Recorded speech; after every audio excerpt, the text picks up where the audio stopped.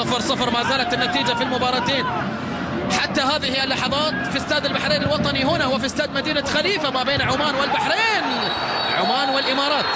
كرة فيها ضربة جزاء، ضربة جزاء لمنتخب البحرين صافرة من فيكتور كاساي. على نقطة التحول التي تأتي في هذه اللحظات. شوف الكرة الرأسية من مين؟ لمسة اليد واضحة تماما، هذا هو عبد الله المرزوقي، ولمسة اليد على بلال محمد قلب الدفاع. يقول لك قاصد ولا ما بقاصد، فيها إهمال أو ما فيها، الأمور واضحة تماما. وحكم المباراة فيكتور كاساي كان قريبا من الكرة، كان قريبا من اللقطة.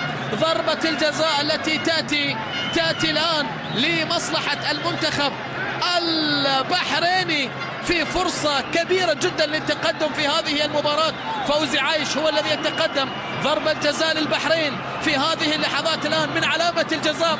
هل يفعلونها الآن؟ هي ضربة الجزاء بعد كرة خلفان إبراهيم خلفان، وبعد أيضا كرة بدر المطوع أمام اليمن. خلفان إبراهيم خلفان أمام المنتخب الإماراتي. فوزي عايش الآن يواجه بابا مالك في ضربة جزاء أخرى هنا في خليجي 21 أمام الحارس الذي يحمل الرقم 22. فوزي عايش رقم 12، اقلبها راح تكون 21. يطمح إلى الوصول إلى السيمي فاينل في هذه البطولة. كل آمال الشعب البحريني. فوزي يسجل هدف للبحرين. عاد زمان النهام والبحرين تعزف أجمل الأنغام. الأحمر يتقدم، البحرين تسجل. فرحة جماهيرية ليس لها مثيل هنا في الاستاد الوطني، في استاد البحرين الوطني.